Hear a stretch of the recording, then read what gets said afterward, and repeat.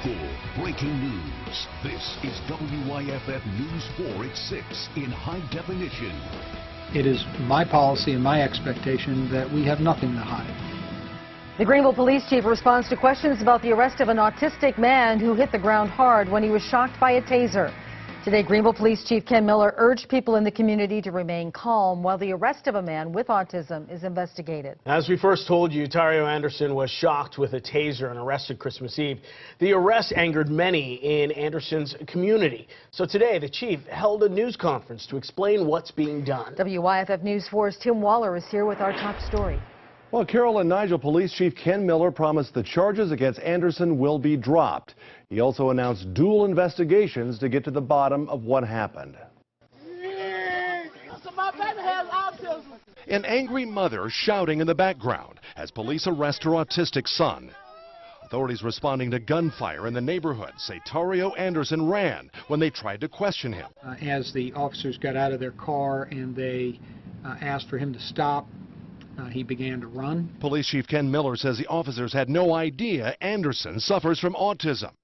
He insists the arrest, which involved a taser, was by the book, but has promised to investigate. Because there is an allegation by Mrs. Anderson of excessive force against her son, that essentially is an allegation of an assault. They've been out here tasing him for a minute, though. He says SLED will investigate the assault allegation. His own department will investigate the officer's use of force.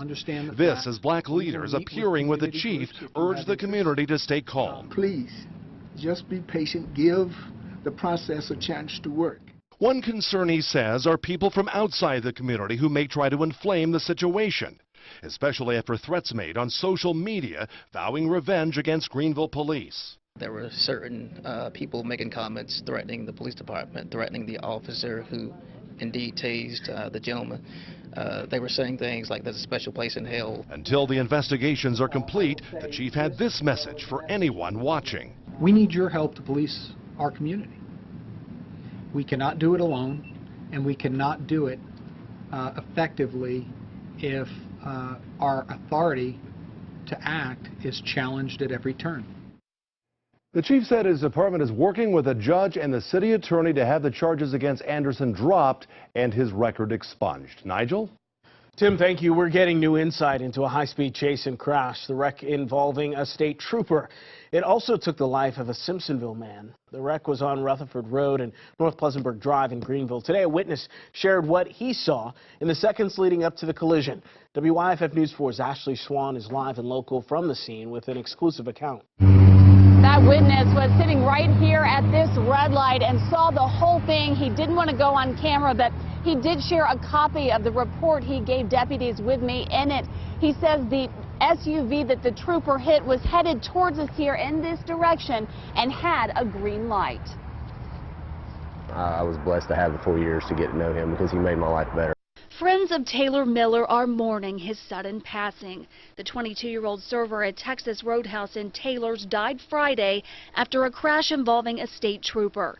Sheriff's deputies say the trooper was chasing after another vehicle when his patrol car collided with an SUV Miller was riding in here at Pleasantburg and Rutherford Road. Awesome guy. He didn't deserve this at all.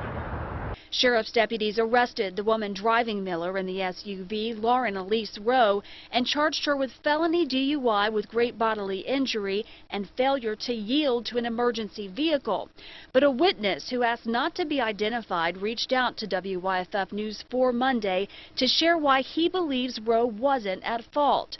According to a statement he gave to the sheriff's office and us, he says he was sitting at a red light when a silver Mazda being chased by a state trooper came speeding up from behind him and went through the red light without slowing down.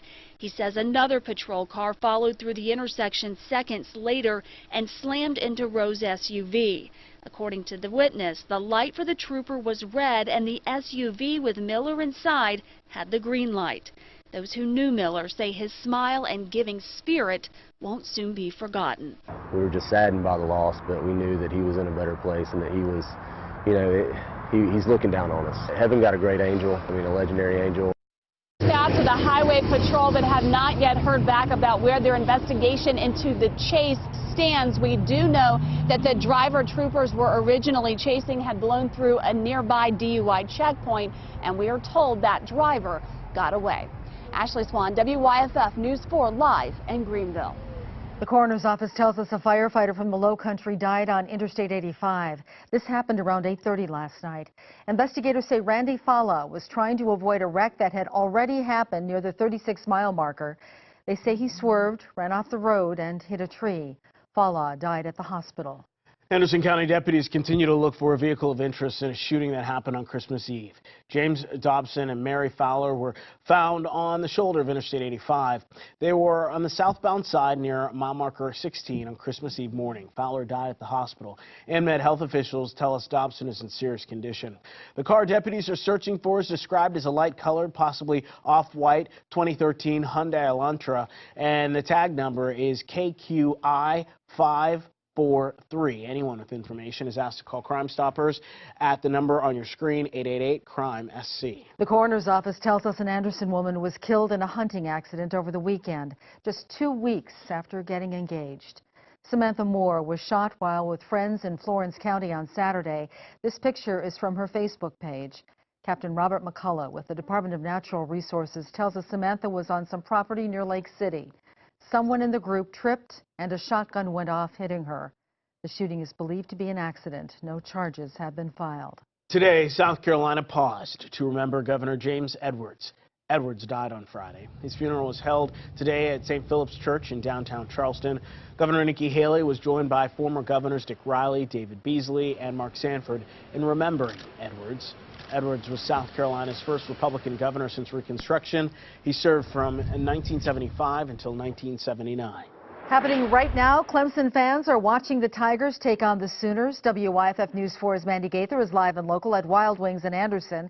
And Mandy, the game is now underway and Clemson has the lead. That's right, and I am hearing a lot of loud cheers here at Wild Wings. In fact, you can see a lot of orange behind me, and that table that you're looking at right now, they are actually friends and family of number 90, Clemson's Shaq Lawson. Of course, they're very excited and happy about this game. I also think I saw one Oklahoma fan here, so we'll have to check on him before we leave. A lot of fans excited, and perhaps maybe, one of the most excited fans right now is Bert Finley. Now, Bert right here is a huge Clemson fan, and he actually comes to Wild Wings for every Clemson game for the past 5 years. Bert, how do you think the Tigers are doing right now? The Tigers is doing great right now, but we got 3 other quarters to go, and we're having fun this time. And it looks like they're going to score. And that is another Tigers touchdown. Doing great. That's pretty exciting. We are scoring on live TV right now, so that's pretty exciting. We're doing great right now. And of course, we're getting the cheers over here.